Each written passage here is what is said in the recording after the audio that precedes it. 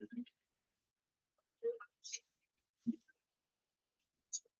afternoon. Good afternoon, ma'am. Good afternoon. Good afternoon. Good afternoon, ma'am. Good afternoon. Okay, നമ്മൾ കഴിഞ്ഞ ക്ലാസ്സിൽ നിർത്തിയത് എവിടെയായിരുന്നു? ഫോർത്ത് പോയിന്റ് വരെയാണ് നമ്മൾ പറഞ്ഞു നിർത്തിയത് അല്ലെ? എന്താണ് പോയിന്റിന്റെ ഹെഡിങ് എന്ന് പറഞ്ഞാല് how to improve operation management അല്ലെ? ഓപ്പറേഷൻ മാനേജ്മെന്റ് എങ്ങനെയെല്ലാം നമുക്ക് ഇംപ്രൂവ് ചെയ്യാനായിട്ട് പറ്റും. ഫസ്റ്റ് വൺ പറഞ്ഞത് collect and leverage data. Second one പറഞ്ഞത് എന്തായിരുന്നു? Automate wherever possible. നെക്സ്റ്റ് പറഞ്ഞത് enable better communication. Fourth one പറഞ്ഞത് provide tools that meet employees where they are. Okay. ഇനി ഫിഫ്ത് വൺ പറയാം integrated with the existing system. Okay. Integrate എന്ന് പറഞ്ഞാൽ എന്താ? Integrate എന്താണ് integrate എന്ന് പറഞ്ഞാൽ മീനിങ് എന്തായിരിക്കും? Meaning integrate.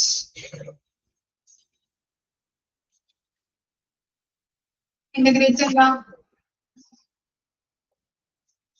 സംയോജിപ്പിക്കുക അല്ലെങ്കിൽ എന്താ? കൂട്ടിച്ചേർക്കുക അല്ലെ? സംയോജിപ്പിക്കുക എക്സിസ്റ്റിംഗ് ആയിട്ടുള്ള കണക്ഷൻ. അപ്പൊ എന്താണ്? അപ്പൊ എക്സിസ്റ്റിംഗ് ആയിട്ടുള്ള സിസ്റ്റംസ് നമ്മൾ ഇന്റഗ്രേറ്റ് ചെയ്യാം. ഓക്കെ, നോക്കാം. Chances are your healthcare organization uses multiple systems for tasks like scheduling, payroll, HR, and claims. If these systems aren't connected, you will have to keep track of various sources of truth, which takes more time and introduce more errors in the process. എന്താ പറയുന്നത്? First point എന്താ? Chances are your healthcare organization uses multiple systems for tasks like scheduling, payroll, HR, and claims. അപ്പൊ എന്താണ്? Scheduling, അതുപോലെ തന്നെ payroll system, സാലറിയുമായിട്ട് ബന്ധപ്പെട്ടത്, HR, claims, ഇതൊക്കെ എന്താണ്? Multiple system of softwares use ചെയ്യുന്നുണ്ട് അല്ലെ? ഇതൊക്കെ ചെയ്യാനായിട്ട്, ഷെഡ്യൂളിങ് ചെയ്യാനായിട്ടാണ്, പേറോൾ നടത്താനായിട്ട്, പേറോളിന്റെ ഡീറ്റെയിൽസും കാര്യങ്ങളും അല്ലെ, സാലറിയുമായിട്ട്, നമ്മുടെ സ്റ്റാഫുകളുടെ സാലറിയുമായിട്ട് ബന്ധപ്പെട്ടതാണ് പേറോൾ എന്ന് പറഞ്ഞാല്. അതുപോലെ തന്നെ HR, ക്ലെയിംസുകൾ, ഇൻഷുറൻസ് ക്ലെയിംസുകൾ, ഇതൊക്കെ നടത്താനായിട്ട് നമ്മൾ ഓർഗനൈസേഷനിൽ, ഹെൽത്ത് കെയർ ഓർഗനൈസേഷനില് മൾട്ടിപ്പിൾ സിസ്റ്റം ഓഫ് സോഫ്റ്റ്വെയർസ് ആണ് യൂസ് ചെയ്യുന്നത്. If these systems aren't connected, you will have to keep track of various sources of truth, which takes more time and introduce more errors in the process. എന്താണ് ഇവിടെ നമ്മള് കുറെ അധികം use എന്താണ് എന്ത് നടത്താനായിട്ടായാലും ഒരു ഓർഗനൈസേഷനിലാവുമ്പോ അല്ലെങ്കിൽ ഒരു ഹെൽത്ത് കെയർ മേഖലയിലാവുമ്പോ നമ്മൾ അവിടെ വരുന്ന രോഗികൾക്ക് അപ്പോയിന്റ്മെന്റ് സിസ്റ്റങ്ങൾ, അതുപോലെ തന്നെ HR, ക്ലെയിംസ്, ഇൻഷുറൻസ് ക്ലെയിംസ് വരാം. അങ്ങനെ നമ്മൾ കൂടുതലായിട്ടും സോഫ്റ്റ്വെയർസ് സംവിധാനങ്ങൾ യൂസ് ചെയ്തുകൊണ്ടാണ് ഇങ്ങനെയുള്ള എല്ലാ കാര്യങ്ങളും, ഓപ്പറേഷൻസ്, അങ്ങനെയുള്ള അപ് ടു ഡേറ്റ് ആയിട്ടുള്ള എല്ലാ കാര്യങ്ങളും കൃത്യമായിട്ട് ചെയ്യാൻ പറ്റുന്നത് സോഫ്റ്റ്വെയർ സംവിധാനത്തിലൂടെയാണ്. പിന്നെന്താണ്? ഈ എല്ലാ സിസ്റ്റംസും പരസ്പരം എന്താണെന്നാണ് പറയുന്നത്? ഇന്റർ കണക്റ്റഡ് ആണ് അല്ലെ? ഇന്റർ കണക്റ്റഡ് ആയിരിക്കണം. അങ്ങനെ അല്ല എന്നുണ്ടെങ്കിൽ വർക്ക് കൃത്യമായിട്ട് നടക്കാനായിട്ട് പറ്റില്ല. പല എറേഴ്സുകളും വരാൻ, അതുപോലെ തന്നെ ടൈം എടുക്കും നമുക്ക് കൃത്യമായിട്ട് ചെയ്യാനായിട്ട്. ഇതൊക്കെ സംഭവിക്കാം എന്നാണ് പറയുന്നത്. അപ്പൊ കൃത്യമായിട്ട് ഈ സിസ്റ്റംസ് ഒക്കെ നമ്മൾ പറഞ്ഞിട്ടുണ്ടായിരുന്നു. ഇപ്പോ എന്താണ് പല ഇപ്പോ radiology department systems, paediatric, ortho, അങ്ങനെ പല ചെറിയ സിസ്റ്റംസ് ഉണ്ടാവും. ഈ സിസ്റ്റംസ് ഒക്കെ എന്താണ്? പരസ്പരം ഇന്റർ കണക്റ്റഡ് ആയിരിക്കണം. അങ്ങനെ കണക്റ്റഡ് ആയില്ല എന്നുണ്ടെങ്കിൽ നമുക്ക് എറേഴ്സ് വരാം, ടാസ്കുകൾ ചെയ്യാനായിട്ട് അല്ലെങ്കിൽ വർക്കും കാര്യങ്ങളൊക്കെ ചെയ്യാനായിട്ട് സമയമെടുക്കും എന്നാണ് പറയുന്നത്. Okay, to increase the efficiency and scale up the business, look for tools that integrate with your principal system and support your end-to-end workflows.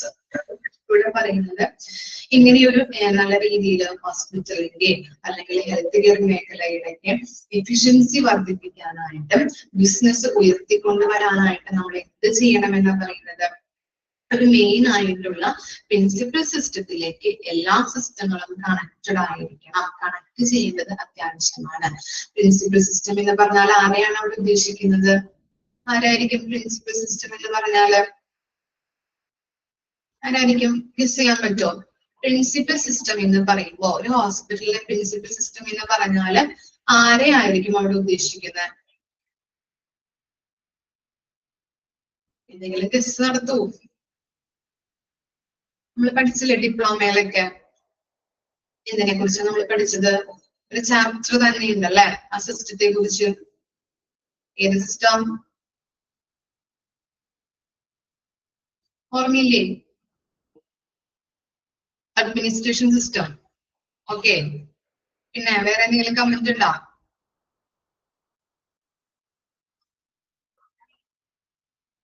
ഏത് സിസ്റ്റമാണ് നമ്മൾ പഠിച്ചത്? HIS ഓർക്കുന്നില്ലേ ആരും? ഓക്കെ, HIS എന്ന് പറഞ്ഞാല് നമുക്കൊരു പ്രിൻസിപ്പൽ സിസ്റ്റം ആയിട്ട് പറയാൻ പറ്റും അല്ലെ? എന്താണ്? എല്ലാ മേഖലകളിലെയും എന്താ സിസ്റ്റംസ് ഈ HIS-ഉമായിട്ട് കണക്റ്റഡ് ആയിരിക്കും. നമ്മൾ പഠിച്ചില്ലേ സപ്ലൈ മാനേജ്മെന്റ്, ലബോറട്ടറി, വാക്സിനേഷൻ, ഇതൊക്കെ എന്താ ഈ പ്രിൻസിപ്പൽ സിസ്റ്റം അതായത് HIS-ഉമായിട്ട് കണക്റ്റഡ് ആയിരിക്കും. നമ്മൾ HIS-ൽ നോക്കിക്കഴിഞ്ഞിട്ടുണ്ടെങ്കിൽ എല്ലാ കാര്യങ്ങളും അപ് ടു ഡേറ്റ് ആയിട്ട് നമുക്ക് കാണാൻ പറ്റും അല്ലെ? ഓക്കെ, അപ്പോ ആ പ്രിൻസിപ്പൽ സിസ്റ്റം അല്ലെങ്കിൽ ആ മെയിൻ പ്രിൻസിപ്പൽ സിസ്റ്റം അല്ലെങ്കിൽ മെയിൻ സിസ്റ്റം എന്ന് പറയുന്നത് HIS ആണ്. അപ്പൊ HIS-ഉമായിട്ട് എല്ലാ സിസ്റ്റങ്ങളും കണക്റ്റഡ് ആവണം. നമ്മൾ പറഞ്ഞിട്ടുണ്ടായിരുന്നു റേഡിയോളജി, അതുപോലെ തന്നെ laboratory systems, billing systems, radiology systems, vaccination, supply management, അങ്ങനെയുള്ള എല്ലാ സിസ്റ്റംസും എന്തായിരിക്കണം? ഈ HIS-ഉമായിട്ട് ഇന്റർ കണക്റ്റഡ് ആയിരിക്കണം. അങ്ങനെ കണക്റ്റഡ് ആയി കഴിഞ്ഞിട്ടുണ്ടെങ്കിൽ നമുക്ക് എന്ത് ചെയ്യാൻ പറ്റും? പെട്ടെന്ന് വർക്കുകളും കാര്യങ്ങളും ഇപ്പൊ എന്തെങ്കിലും റിപ്പോർട്ടുകളോ എന്തെങ്കിലും ഇൻഫർമേഷൻസ് ഒക്കെ കിട്ടണമെന്നുണ്ടെങ്കിൽ ജസ്റ്റ് ഒന്ന് ആ സോഫ്റ്റ്വെയർ സംവിധാനത്തിൽ അടിച്ചു കൊടുത്തു കഴിഞ്ഞാൽ നമുക്ക് പെട്ടെന്ന് തന്നെ ഐഡന്റിഫൈ ചെയ്യാനായിട്ടും എന്താണ് ഇൻഫർമേഷൻ നമുക്ക് പെട്ടെന്ന് തന്നെ അതിൽ നിന്ന് റിട്രീവ് ചെയ്തെടുക്കാനായിട്ടും സാധിക്കുന്നുണ്ട്. അപ്പോ ഇവിടെ ഉദ്ദേശിക്കുന്നത് ഈ പ്രിൻസിപ്പൽ സിസ്റ്റമായിട്ട് ഈ ചെറിയ സിസ്റ്റംസ് കണക്റ്റഡ് ആയിരിക്കണം, ഇന്റർ കണക്റ്റഡ് ആയിരിക്കണം. When data is available and accurate across the fully integrated tech stack, you will be able to maintain the seamless customer and employee experience. You will also be able to use that data to identify the potential areas of opportunity within your operations to improve service delivery. ഇനി അതുപോലെ തന്നെ അവിടെ നടക്കുന്ന എല്ലാ പ്രവർത്തനങ്ങളിലും back end support കൊണ്ടുവരണം. അതുപോലെ തന്നെ ഈ രീതിയിൽ ഫുള്ളി നമ്മൾ ഇന്റഗ്രേറ്റഡ് ആയിട്ടുള്ള ടെക്നോളജി യൂസ് ചെയ്ത് കഴിഞ്ഞിട്ടുണ്ടെങ്കിൽ പേഷ്യൻസിനായിട്ടുണ്ടെങ്കിലും അതുപോലെ തന്നെ അവിടുത്തെ സ്റ്റാഫുകൾക്കായാലും എക്സ്പീരിയൻസ് കുറെ കൂടി മെച്ചപ്പെടുത്താനായിട്ട് ഇടവരുന്നുണ്ട്.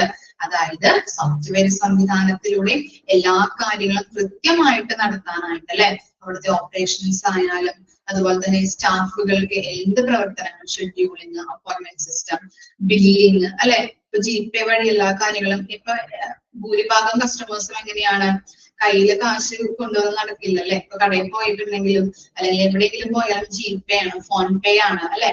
അപ്പൊ അങ്ങനെയുള്ള സംവിധാനങ്ങൾ, ഓൺലൈൻ സംവിധാനങ്ങൾ ഉപയോഗിക്കുന്നതിലൂടെ അവർക്ക് നല്ല രീതിയിൽ പെട്ടെന്ന് കാര്യങ്ങൾ ചെയ്യാനായിട്ടും വളരെ എളുപ്പത്തിന് എല്ലാ കാര്യങ്ങളും ചെയ്യാനായിട്ടും സാധിക്കുന്നുണ്ട്. അതുവഴി കസ്റ്റമേഴ്സിന്റെ ആയാലും സ്റ്റാഫിന്റെ സാറ്റിസ്ഫാക്ഷൻ ഉയർത്തിക്കൊണ്ടുവരാനായിട്ടും സ്റ്റാഫിനെ പെട്ടെന്ന് കാര്യങ്ങൾ ചെയ്യാനായിട്ടും എറേഴ്സ് കുറയ്ക്കാനായിട്ടും പെട്ടെന്ന് ടൈം സേവ് ചെയ്യാനായിട്ടും അതുവഴി ആ ടൈം എന്താണ് പേഷ്യൻസിന്റെ കൂടെ നമുക്ക് യൂസ് ചെയ്യാനായിട്ടും സാധിക്കുന്നുണ്ട്. എന്തുവഴി ഇങ്ങനെയുള്ള ഈ സോഫ്റ്റ്വെയർ സംവിധാനങ്ങള് ഉപയോഗിക്കുന്നതിലൂടെ. മനസ്സിലായോ? അപ്പൊ ഇന്റഗ്രേറ്റ് വിത്ത് എക്സിസ്റ്റിംഗ് സിസ്റ്റം എന്ന് പറഞ്ഞിട്ടുണ്ടെങ്കിൽ നമ്മൾ എന്തൊക്കെയാ പറഞ്ഞത്? Health care organisations multiple system softwares use ചെയ്യുന്നുണ്ട് അല്ലെ. ഇതിന് വേണ്ടിയിട്ടാണ് ഷെഡ്യൂളിംഗ് നടത്താനായിട്ട്, അതുപോലെ തന്നെ പേറോൾ സംവിധാനങ്ങൾ ഉപയോഗിക്കാനായിട്ടായാലും, അതുപോലെ HR, അതുപോലെ ക്ലെയിംസുകൾ അല്ലെ, ഇൻഷുറൻസ് ക്ലെയിംസുകളുടെ കാര്യത്തിനായാലും ഇങ്ങനെയുള്ള സോഫ്റ്റ്വെയർ സംവിധാനങ്ങളാണ് യൂസ് ചെയ്യുന്നത്. ഇത് എന്ത് ചെയ്തിരിക്കണം? എല്ലാ സിസ്റ്റങ്ങളും പരസ്പരം ഇന്റർ കണക്റ്റഡ് ആയിരിക്കണം. ഇനി ഇന്റർ കണക്റ്റഡ് അല്ല എന്നുണ്ടെങ്കിൽ വളരെ ബുദ്ധിമുട്ടാണ് അല്ലെ.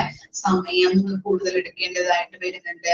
അതുപോലെ തന്നെ പല എറേഴ്സ് ചെയ്തു വരാനായിട്ട് ചാൻസ് ഉണ്ട്.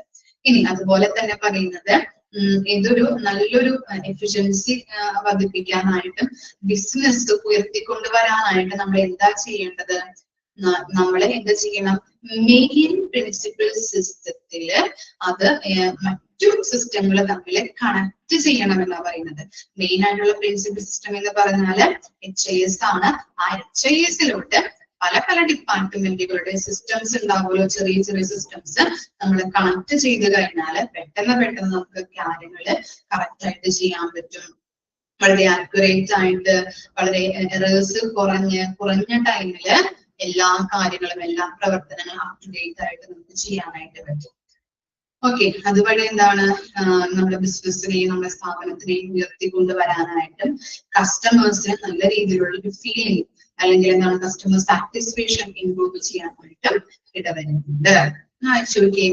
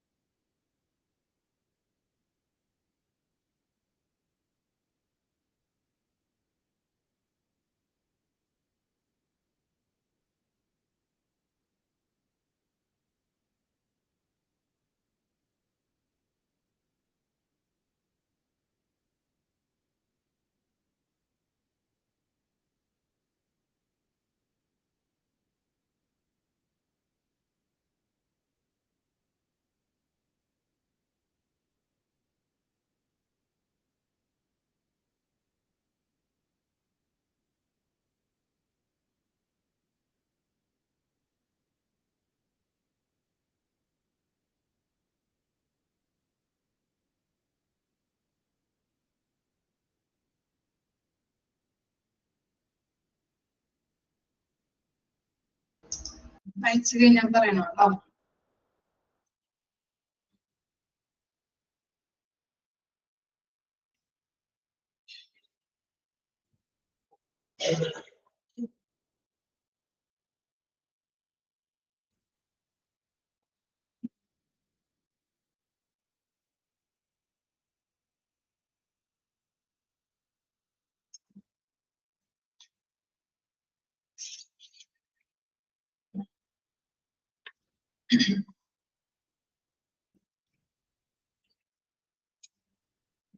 Okay. Expected hurries in hospital. Okay. ഹറിറ്റ്ലെസ് എന്ന് പറഞ്ഞിട്ടുണ്ടെങ്കിൽ എന്താണ്? തടസ്സം. ഓക്കെ, വേലി കിട്ടുക അല്ലെങ്കിൽ തടസ്സം എന്നൊക്കെയാണ് അതിന് മീനിങ് ആയിട്ട് പറയുന്നത് കേട്ടോ. അപ്പൊ ഹോസ്പിറ്റലുകളിൽ എന്തൊക്കെയാണ് തടസ്സങ്ങൾ, എക്സ്പെക്ട് ചെയ്യുന്ന തടസ്സങ്ങളെ കുറിച്ചാണ് ഇനി നമ്മൾ പഠിക്കാൻ പോകുന്നത്. ഇവിടെ നോക്കിയേ, despite the implementation of a national rural health mission over a period of 19 years since 2005. Okay, the public health system in the country continues the face formidable challenges. അപ്പൊ എന്താ പറയുന്നത്? അവിടെ പറയുന്നത് നാഷണൽ റൂറൽ ഹെൽത്ത് മിഷൻ വന്നിരിക്കുന്നത് അല്ലെങ്കിൽ implement ചെയ്തിരിക്കുന്നത് 2005 ഒന്ന് underline ചെയ്ത് വെക്കാം കേട്ടോ. ചോദിച്ച് കഴിഞ്ഞിട്ടുണ്ടെങ്കിൽ നമുക്ക് എഴുതേണ്ടതാണ്. നാഷണൽ റൂറൽ ഹെൽത്ത് മിഷൻ വന്നിരിക്കുന്നത് ഏതിലാണ്? 2005. The public health system in the country continues to face formidable challenges. എന്താണ്? പബ്ലിക് ഹെൽത്ത് കെയർ ഓർഗനൈസേഷൻസ് നിലവിലുള്ള പ്രോബ്ലംസിന്റെ കുറെ പ്രോബ്ലംസ് അവര് അനുഭവിക്കുന്നുണ്ടെന്നാണ് പറയുന്നത്. ഫോർമിഡബിൾ എന്ന് പറഞ്ഞാൽ ബുദ്ധിമുട്ട്. ഓക്കെ, ബുദ്ധിമുട്ട്. ഫോർമിഡബിൾ മീൻസ് ബുദ്ധിമുട്ട്. ചലഞ്ചസ് അറിയാലോ. ഓക്കെ, തടസ്സങ്ങൾ അല്ലെ, ചില ചലഞ്ചസ്. അപ്പൊ വെല്ലുവിളികൾ. ഓക്കെ, അപ്പൊ ഫോർമിഡബിൾ മീൻസ് ബുദ്ധിമുട്ട്. അപ്പൊ ഈ പബ്ലിക് ഹെൽത്ത് കെയർ സിസ്റ്റംസ് അതിലെ കുറെ കൺട്രീസ് എന്താണ് പബ്ലിക് ഹെൽത്ത് കെയർ സിസ്റ്റംസ് കുറെ അധികം ബുദ്ധിമുട്ടുകൾ ഫേസ് ചെയ്യുന്നുണ്ട്.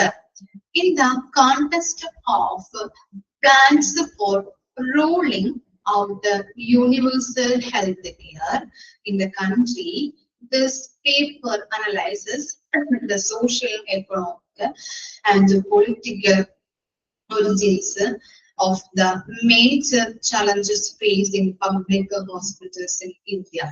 അപ്പൊ എന്താ പറയുന്നത്? നമ്മൾ പറഞ്ഞിരുന്നു ഈ പബ്ലിക് ഹെൽത്ത് കെയർ സിസ്റ്റംസ് അല്ലെങ്കിൽ ഹെൽത്ത് കെയർ ഓർഗനൈസേഷൻസ് കുറേയധികം എന്താണ് ബുദ്ധിമുട്ടുകൾ അനുഭവിക്കുന്നുണ്ട് അല്ലെങ്കിൽ അവര് ഫേസ് ചെയ്യുന്നുണ്ട്.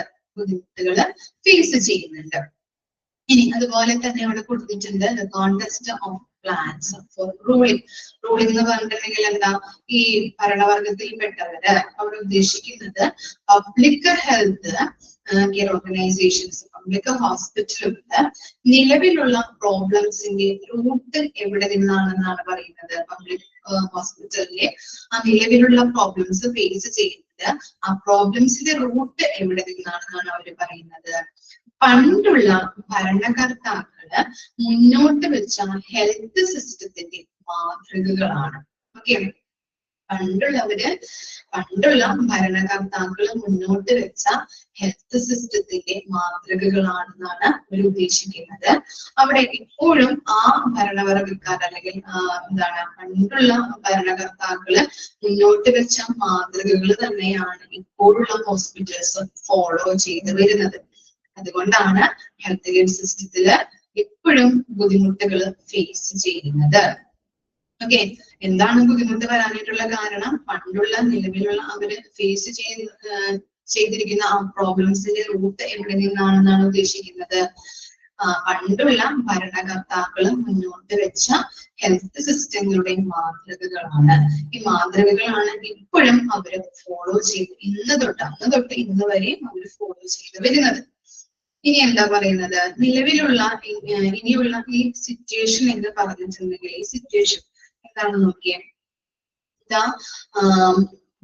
The view taken in therein holds the classes nature for the ruling classes in the country and the development paradigm pursued by them as being at the root of the present problems faced by public hospitals.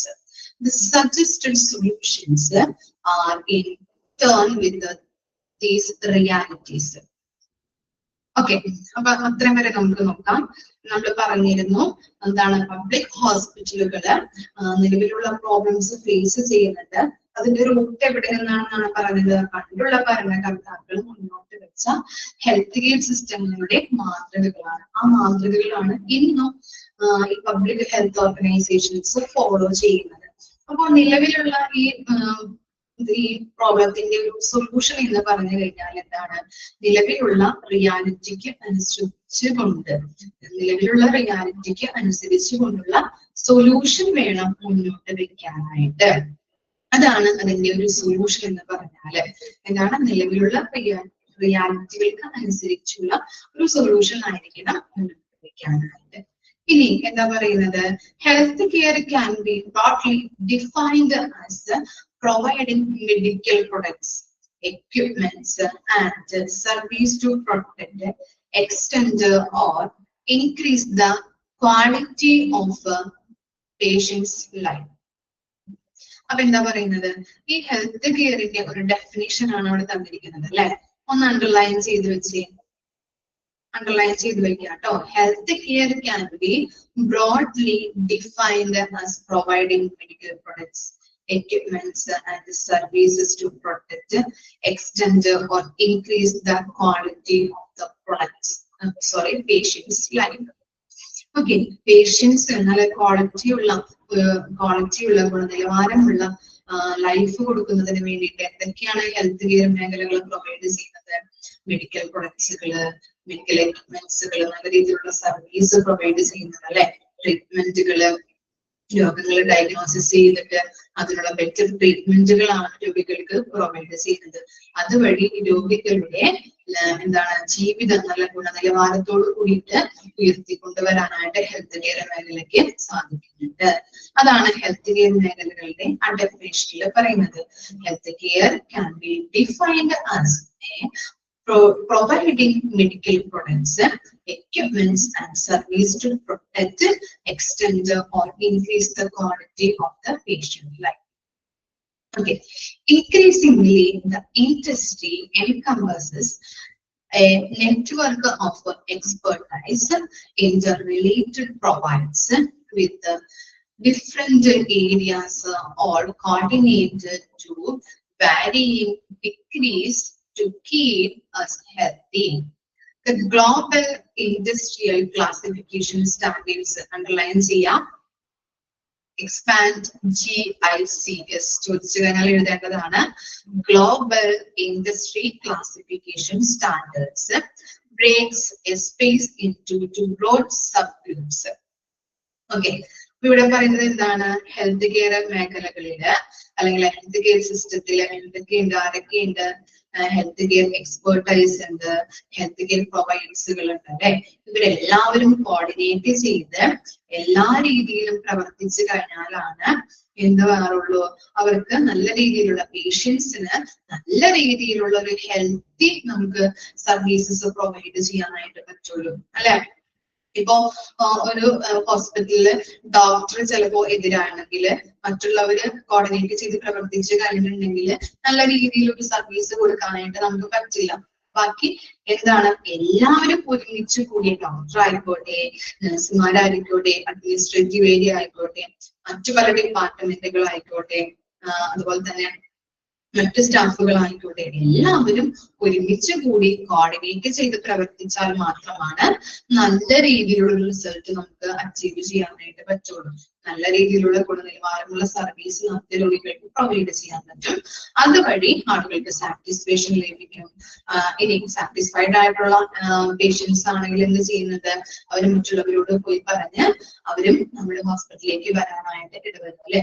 അതുകൊണ്ടാണ് എന്ത് ചെയ്യണമെന്ന് പറയുന്നത്, എക്സ്പെർട്ടൈസുകളുണ്ട്, അതുപോലെ തന്നെ health care പ്രൊവൈഡേഴ്സുകളുണ്ട്. ഇവരെല്ലാവരും കൂടി ഒരുമിച്ച് ചേർന്നുകൊണ്ട് വേണം രോഗികൾക്ക് എന്ത് കൊടുക്കാനായിട്ട്, ഒരു ഹെൽത്തി സർവീസസ് പ്രൊവൈഡ് ചെയ്യാനായിട്ട്. ഇനി അതുപോലെ തന്നെ global industry classification standards. Okay, അതെന്താണെന്നാണ് പറയുന്നത്, ഞാൻ പറയാം. ജസ്റ്റ് ഒന്ന് എഴുതിയെടുക്കാം കേട്ടോ. ആ സൈഡിൽ ഒന്ന് എഴുതി വെച്ചാൽ മതി. GICS എന്താണ്? It's just ഒന്ന് ഹൈഫൻ ഇട്ട് എഴുതാം കേട്ടോ. GICS hyphen. It's a widely used, it's a widely used classification system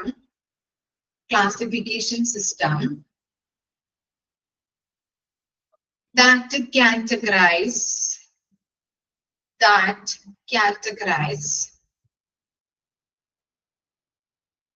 companies into sectors and industries based on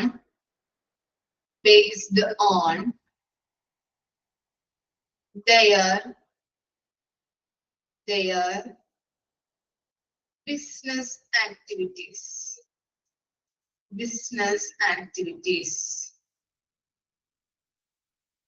Okay, ഒന്നുകൂടി വായിക്കാം. It's a widely used classification system that categorize companies into sectors and based on their business activities.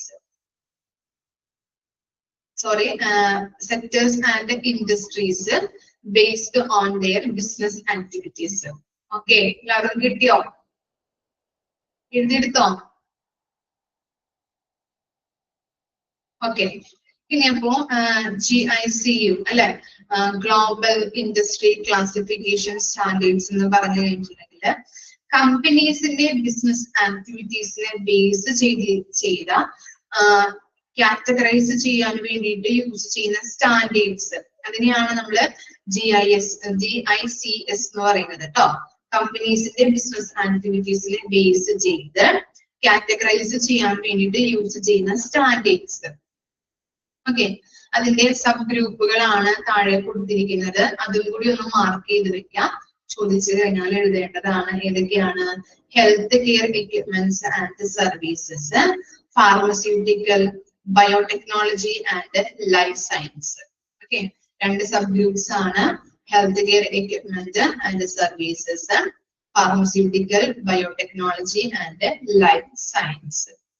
Okay, നമ്മളെ പാരഗ്രാഫിൽ എന്തൊക്കെയാ പറഞ്ഞത്, എന്തൊക്കെ തടസ്സങ്ങളാണ് health care മേഖലകളിൽ ഉള്ളത് എന്താണ് അല്ലെ, അതിനെ കുറിച്ചാണ് നമ്മൾ പറഞ്ഞത്.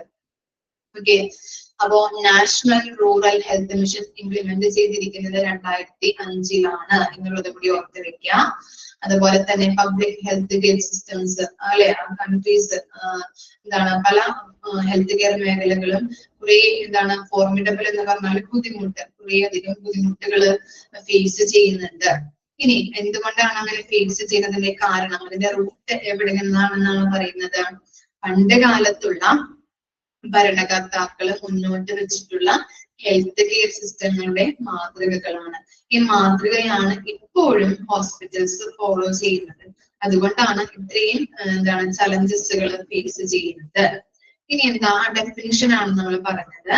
എന്താ പറഞ്ഞത്? Health care can be broadly defined as providing medical products, equipments and service to protect, extend or increase the quality of a patients life. എന്താ പറയുന്നത്? ഈ നല്ല രീതിയിൽ പേഷ്യൻസിന്റെ ക്വാളിറ്റി ഗുണനിലവാരത്തോട് കൂടിയിട്ട് അവരുടെ ജീവിതം ഇൻക്രീസ് ചെയ്യിപ്പിക്കാൻ വേണ്ടിയിട്ട് ഹെൽത്ത് കെയർ മേഖലകൾ എന്തൊക്കെയാ പ്രൊവൈഡ് ചെയ്യുന്നത്? മെഡിക്കൽ പ്രൊഡക്ട്സുകള്, എക്യുപ്മെന്റ്സുകള്, അതുപോലെ തന്നെ അവരെ പ്രൊട്ടക്ട് ചെയ്യാൻ വേണ്ടിയിട്ടുള്ള സർവീസുകള്, അങ്ങനെയുള്ള പല കാര്യങ്ങളും ഹെൽത്ത് കെയർ മേഖലകള് പേഷ്യൻസിന് പ്രൊവൈഡ് ചെയ്യുന്നുണ്ട്. ഇതിനു വേണ്ടിയിട്ട് അവർക്ക് ഒരു ഗുണനിലവാരമുള്ള ജീവിതം ഇൻക്രീസ് ചെയ്യാൻ, അവരുടെ ജീവിതം ഇൻക്രീസ് ചെയ്യാനായിട്ട് അല്ലെ. പിന്നെ എന്താണ് നമ്മൾ പറഞ്ഞത്, ഇങ്ങനെ ഹെൽത്ത് കെയർ സിസ്റ്റംസ് ഒരുപാട് എന്തൊക്കെയുണ്ട്, എക്സ്പെർട്ടൈസുകൾ ഉണ്ട്, അതുപോലെ തന്നെ ഹെൽത്ത് കെയർ പ്രൊവൈഡേഴ്സുകൾ ഉണ്ട് അല്ലെ. ഇവര് എല്ലാവരും ഓരോ സ്റ്റാഫുകളും കൂടി ചേർന്ന് ഒരുമിച്ച് കൂടി കോർഡിനേറ്റ് ചെയ്ത് പ്രവർത്തിച്ചാൽ മാത്രമാണ് നല്ലൊരു ഹെൽത്തി സർവീസസ് ജനങ്ങൾക്ക് പ്രൊവൈഡ് ചെയ്യാനായിട്ട് പറ്റുള്ളൂ. അല്ലെങ്കിൽ എന്താ, നഴ്സുമാര് വേറെ മാറി നിൽക്കുന്നു, എന്തെങ്കിലും കോൺഫ്ലിക്റ്റ് ഉണ്ടാകുമ്പോൾ അവര് മാറി, അല്ലെങ്കിൽ ഡോക്ടേഴ്സ് മാറി നിന്ന് കഴിഞ്ഞിട്ടുണ്ടെങ്കിൽ അത് വളരെ ബുദ്ധിമുട്ടാണ് അല്ലെ. നമുക്ക് നല്ല രീതിയിൽ പ്രൊവൈഡ് ചെയ്യാനായിട്ട് സാധിക്കില്ല, ഗുണനിലവാരമുള്ള സർവീസ് പ്രൊവൈഡ് ചെയ്യാൻ പറ്റില്ല. അതുവഴി നമ്മുടെ ഹോസ്പിറ്റലിലെ സ്റ്റാൻഡേർഡ് താഴേക്ക് പോകും അല്ലെ. അതുകൊണ്ടാണ് പറയുന്നത് എക്സ്പെർട്ടൈസുകൾ ഉണ്ട്, അതുപോലെ തന്നെ എന്താ ഹെൽത്ത് കെയർ പ്രൊവൈഡേഴ്സുകൾ ഉണ്ട്. ഇവരെല്ലാവരും കൂടി ചേർന്ന്, ഓരോ സ്റ്റാഫുകളും കൂടി ചേർന്ന് കോർഡിനേറ്റ് ചെയ്ത് പ്രവർത്തിച്ചാൽ മാത്രമാണ് ഹെൽത്ത് സർവീസസ് നല്ല രീതിയിൽ കൊടുക്കാനായിട്ട് സാധിക്കുകയുള്ളൂ.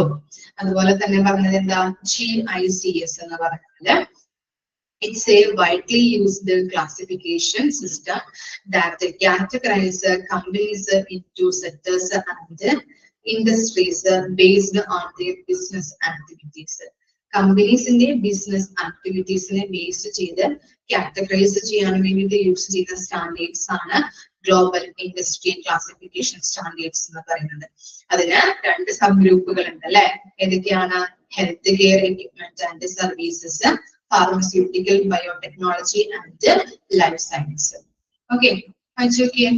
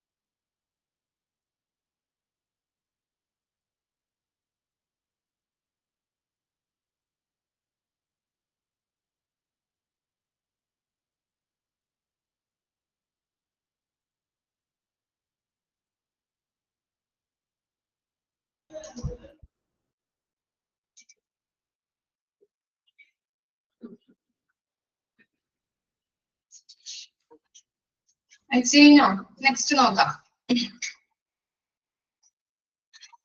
Issues and concerns. In order to meet growing demands for health services with the improved access, cost control and increased productivity, it will be necessary to reorder the current system of providing these services. എന്താണ് നമ്മുടെ ഈ health care മേഖലകളില് ധാരാളം ഡിമാൻഡ്സുകളാണ് വർദ്ധിച്ചു വരുന്നത് അല്ലെ. കുറേ ഡിമാൻഡ്സുകൾ വർദ്ധിച്ചു വരുന്നുണ്ട്. ഓക്കെ, എന്തൊക്കെയാണെന്ന് പറയുന്നത്? ഹെൽത്ത് കെയർ ആക്സസ് ചെയ്യാനായിട്ടും, അതുപോലെ കോസ്റ്റ് കൺട്രോൾ ചെയ്യാനായിട്ടും, ഇൻക്രീസ് പ്രൊഡക്ടിവിറ്റി ചെയ്യാനായിട്ടും. അപ്പോ നിലവിലുള്ള സർവീസിനെ നമ്മൾ റീഓർഡർ ചെയ്യണം. അങ്ങനെ റീഓർഡർ ചെയ്തെങ്കിൽ മാത്രമാണ് നമുക്ക് നിലവിലുള്ള ഇഷ്യൂസുകൾ നമുക്ക് മാറ്റാനായിട്ട് പറ്റുള്ളൂ. ഓക്കെ, ഉദ്ദേശിക്കുന്നത് എന്താണ്? Okay, it will be necessary to reorder the current system of providing these services. നമുക്കറിയാം, നമ്മൾ പറഞ്ഞു ഹെൽത്ത് കെയർ മേഖലയിൽ നമ്മൾ നേരത്തെ ഡിപ്ലോമയിലൊക്കെ പഠിച്ചിട്ടുണ്ടായിരുന്നു. ഹെൽത്ത് കെയർ മേഖലകളിലൊക്കെ എന്താണ് സ്വിഫ്റ്റ് ആയിട്ടുള്ള ചേഞ്ചസുകളാണ് വരുന്നത് അല്ലെ, മാറ്റങ്ങളാണ് നമുക്ക് പെട്ടെന്ന് വരുന്നത്. അതുകൊണ്ട് തന്നെ കുറേയധികം എന്താണ് ഡിമാൻഡ്സുകൾ വർദ്ധിച്ചു വരുന്നുണ്ട്. അപ്പോ അതിനു വേണ്ടിയിട്ട് നമ്മൾ എന്തൊക്കെയാണ്, പല ഇഷ്യൂസുകൾ ഉണ്ട്, പല ആശങ്കകളും അതിൽ നമുക്ക് ഉടലെടുക്കുന്നുണ്ട്. ഓക്കെ, അപ്പോ ഇങ്ങനെയുള്ള എന്താണ് പല രീതിയിൽ കാര്യങ്ങൾ ആക്സസ് ചെയ്യാനായിട്ടായാലും, കോസ്റ്റ് കൺട്രോൾ ചെയ്യാനായിട്ടും, പ്രൊഡക്ടിവിറ്റി ഇൻക്രീസ് ചെയ്യാനായിട്ട് നമ്മൾ എന്തൊക്കെ ചെയ്യണം എന്നാണ് പറയുന്നത്? നിലവിലുള്ള സർവീസിനെ റീഓർഡർ ചെയ്യേണ്ടത് അത്യാവശ്യമാണ്.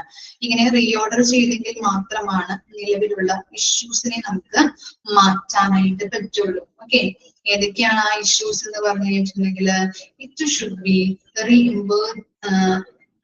remembered that. Okay, ഏതൊക്കെയാണ് നോക്കിയേ? Health must remain high on the scale of social, political and economic priorities. എന്താ പറയുന്നത്? Health must remain high on the scale of social, political and economic priorities. എന്താണ്? സോഷ്യൽ ഹെൽത്ത് കെയർ സർവീസ് എപ്പോഴും social ആയിട്ടും political ആയിട്ടും economic priorities ആയിട്ട് നമ്മൾ ഉയർത്തിക്കൊണ്ടുവരിക. Okay, health care service എന്ന് പറയുന്നത് ഇപ്പോഴും നമ്മള് സോഷ്യലായിട്ടും പൊളിറ്റിക്കലായിട്ടും എക്കണോമിക് പ്രയോറിറ്റീസ് കൊടുത്തുകൊണ്ട് നമ്മൾ ഉയർത്തിക്കൊണ്ടുവരിക. ഇനി എന്താ നെക്സ്റ്റ് പറയുന്നത്? New money along with not a guarantee either capacity of effectiveness of current health system. അപ്പൊ എന്താ പറയുന്നത്?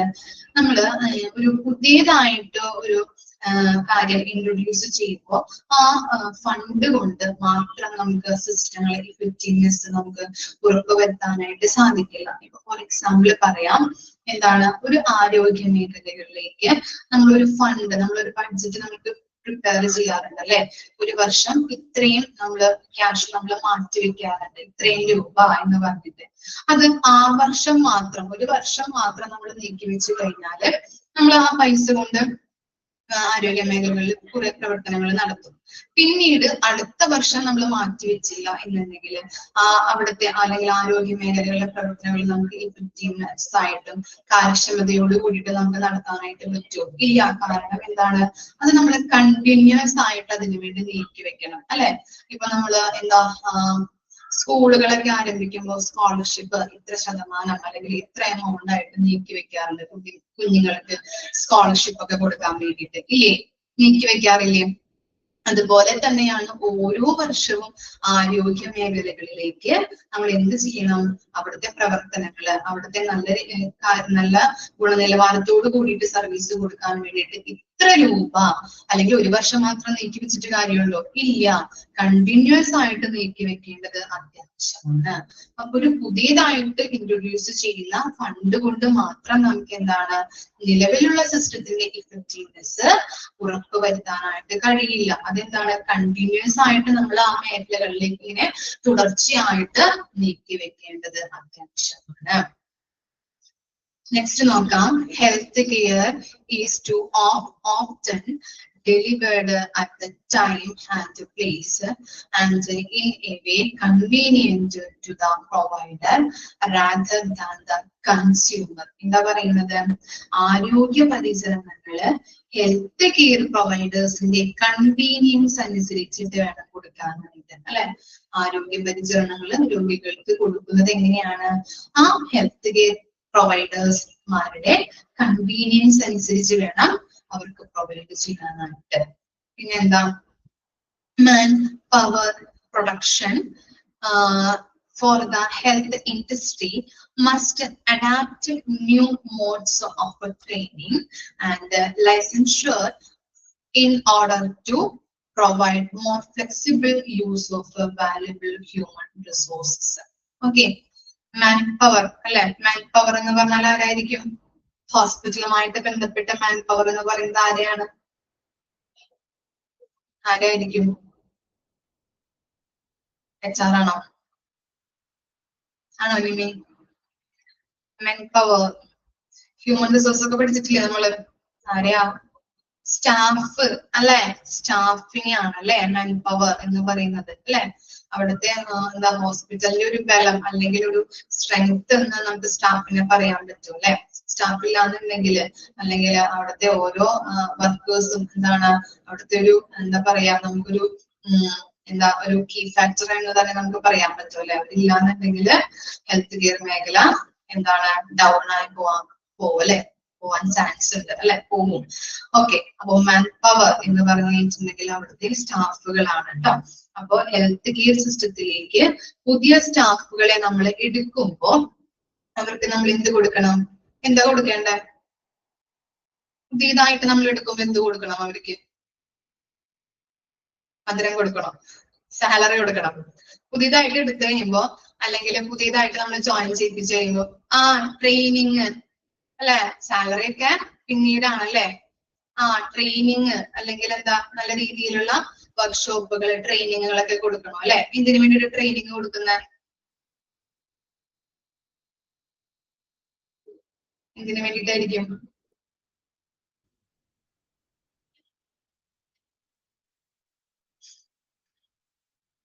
വെറുതെ കൊടുക്കുന്നതാണോ ട്രെയിനിങ്? എന്തിനു വേണ്ടിയിട്ടാ ട്രെയിനിങ് കൊടുക്കുക? അവരുടെ നോളജ്, അവരുടെ സ്കില്ലൊക്കെ ഇംപ്രൂവ് ആവാൻ വേണ്ടിയിട്ട്, അല്ലെ?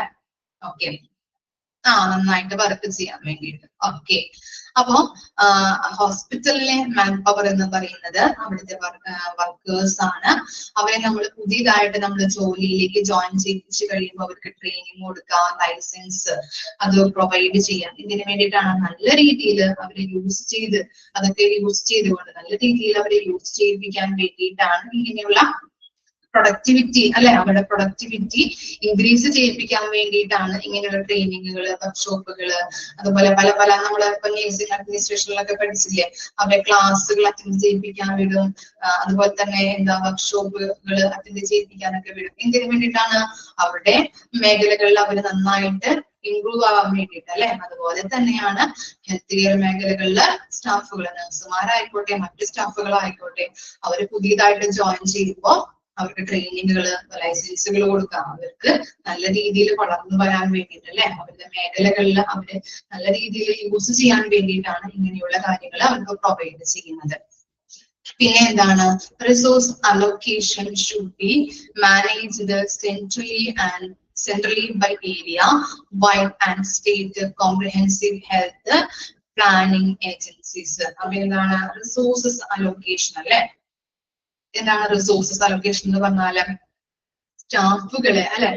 ഹ്യൂമൻസിനെ അല്ലെങ്കിൽ സ്റ്റാഫുകളെ എന്ത് ചെയ്യണം? ശരിയായ മേഖലകളിലേക്ക് നമ്മൾ അലോക്കേറ്റ് ചെയ്ത് കൊടുക്കുക, അല്ലെ? ഇപ്പോ ഒരു ക്ലീനിങ് സ്റ്റാഫിനെ കൊണ്ടുവന്നിട്ട് HR ആക്കിയിട്ട് ഇരുത്തി കഴിഞ്ഞിട്ടുണ്ടെങ്കിൽ എന്താണ് അത് നല്ല രീതിയിൽ പ്രവർത്തിക്കോ അല്ലെങ്കിൽ അതിന്റെ വർക്കും കാര്യങ്ങൾ നല്ല രീതിയിൽ നടക്കുമോ? ഇല്ല. കാരണം എന്താ? അവർക്ക് അതിനുള്ള ക്വാളിഫിക്കേഷൻ ഇല്ല, അവർക്ക് അതിനുള്ള നോളജും സ്കില്ലുകളും ഒന്നും ഉണ്ടാവില്ല. അപ്പൊ എന്താണ് ശരിയായ മേഖലകളിൽ അല്ലെ അഡ്മിനിസ്ട്രേറ്റീവ് ഏരിയയിൽ വർക്ക് ചെയ്യേണ്ടത് അല്ലെങ്കിൽ റേഡിയോളജി ഡിപ്പാർട്ട്മെന്റിൽ വർക്ക് ചെയ്യേണ്ട സ്റ്റാഫുകളെ ആ കറക്റ്റ് ആയിട്ടുള്ള മേഖലകളിൽ തന്നെ നമ്മൾ നിയമിക്കണം. എന്നാൽ മാത്രമാണ് നല്ല രീതിയിൽ അവർക്ക് വർക്ക് ചെയ്യാനായിട്ടും അവർക്ക് അവരുടെ നോളജ് ഇംപ്രൂവ് ആകാനായിട്ടും സ്കില്ലുകൾ അനുസരിച്ച് അവർക്ക് വർക്ക് ചെയ്യാനായിട്ടും സാധിക്കുകയുള്ളൂ അല്ലെ. അപ്പോ കറക്റ്റ് ആയിട്ട് എന്ത് ചെയ്യണം? സ്റ്റാഫുകളെ കറക്റ്റ് ആയിട്ട് അല്ലെങ്കിൽ ഹ്യൂമൻസുകളെ കറക്റ്റ് ആയിട്ടുള്ള മേഖലകളിൽ വേണം അലോക്കേറ്റ് ചെയ്യാൻ വേണ്ടിയിട്ട്. പിന്നെ എന്താണ്? The decision-making process should empower the consumer more and by provided a greater range of choice among alternative forms of health services. This decision-making power together with the enough information to make the purchase of health care a meaningful decision may lead to some new questions pertaining to health care. ഇവിടെ പറയുന്നത് ഡിസിഷനുകൾ എടുക്കാനായിട്ട് അല്ലെ. ഇപ്പോ പേഷ്യൻസിന് അവിടെ വരുന്ന പേഷ്യൻസിന് കുറെ അധികം ചോയ്സ് ഉണ്ടെന്നാണ് പറയുന്നത്. അവർക്ക് എന്തൊക്കെ ചോയ്സ് ആണുള്ളത്? ഷെഡ്യൂളിംഗ് അല്ലെ, അപ്പോയിന്റ്മെന്റ്സ് ഷെഡ്യൂൾ ചെയ്യാനായിട്ട് അപ്പോയിന്റ്മെന്റുകൾ ഏത് ഡോക്ടറെ കാണണം, അവർക്ക് ഇഷ്ടമുള്ള ഡോക്ടറെ അല്ലെ. ഇപ്പൊ നെക്സ്റ്റ് വീക്ക് ബുധനാഴ്ച എന്ത് ചെയ്യണം? ഇന്ന ഡോക്ടറെ കാണണം ഇന്ന സമയത്ത് അല്ലെ. അവർക്ക് ഇഷ്ടമുള്ള ടൈമില് ഇഷ്ടമുള്ള ഡേയില് ഇഷ്ടമുള്ള വീക്കിൽ നമുക്ക് ഡോക്ടറെ കാണാനായിട്ടുള്ള ചോയ്സ് ഉണ്ട് അല്ലെ. അപ്പോയിന്റ്മെന്റുകൾ ഷെഡ്യൂൾ ചെയ്യാനായിട്ടുള്ള ചോയ്സുകൾ ആർക്കുണ്ട് ഇപ്പോ? ഈ കസ്റ്റമേഴ്സിന് അല്ലെങ്കിൽ പേഷ്യൻസിനുണ്ട് അല്ലെ. ഓക്കെ. അപ്പൊ അങ്ങനെയുള്ള ധാരാളം സർവീസുകൾ അവർക്ക് അവൈലബിൾ ആണ്. അതുപോലെ തന്നെ ഡിസിഷൻ എടുക്കാനായിട്ടുള്ള അല്ലെങ്കിൽ അവർ പറയാറുണ്ടോ ഇന്ന ദിവസം ഇന്ന ഡോക്ടർ ഡോക്ടർ ഇരിക്കുന്നുള്ളൂ അല്ലെങ്കിൽ ഇന്ന ദിവസം നിങ്ങൾ വന്നാൽ മതി. അടുത്ത സ്റ്റാഫുകൾ അങ്ങനെയാണ് നമ്മളോട് പറയുന്നത് ഹോസ്പിറ്റലുകളിലെ. അങ്ങനെയല്ല, നമുക്ക് പോയിട്ട് ബുക്ക് ചെയ്യാനായിട്ടുള്ള. അപ്പൊ ഡിസിഷൻ എടുക്കാനായിട്ടും ആർക്ക് ചോയ്സ് ഉണ്ട്? ചോയ്സ് അവർ നൽകുന്നുണ്ട് കസ്റ്റമേഴ്സിന് അല്ലെങ്കിൽ പേഷ്യൻസിന് അവര് കൊടുക്കുന്നുണ്ട്. അവരുടെ ഇഷ്ടമനുസരിച്ച് അപ്പോയിന്റ്മെന്റ് ചെയ്യാനായിട്ടും ഷെഡ്യൂൾ നടത്താനായിട്ടും അല്ലെങ്കിൽ അതനുസരിച്ച് ബില്ല് പേ ചെയ്യാനായിട്ട് അങ്ങനെയുള്ള കുറെ കാര്യങ്ങൾ കുറെ അധികം ചോയ്സുകൾ ഹോസ്പിറ്റലുകാർ അവരുടെ കസ്റ്റമേഴ്സിന് പ്രൊവൈഡ് ചെയ്യുന്നുണ്ട്. ഓക്കെ, ഇത്തരം കാര്യങ്ങളാണ് ആ പോയിന്റ്സിൽ പറയുന്നത്. വായിച്ചു നോക്കിയേ.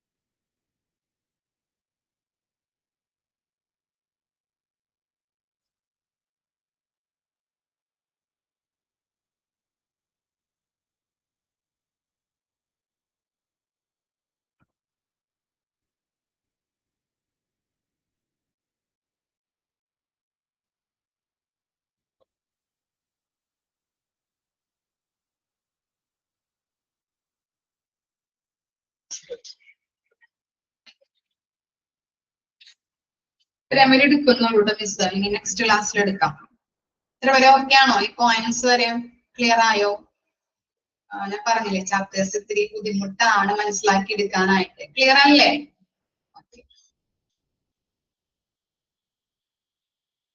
ഓക്കെ, അപ്പൊ നെക്സ്റ്റ് ക്ലാസ്സിൽ കാണാം കേട്ടോ. Okay, thank you.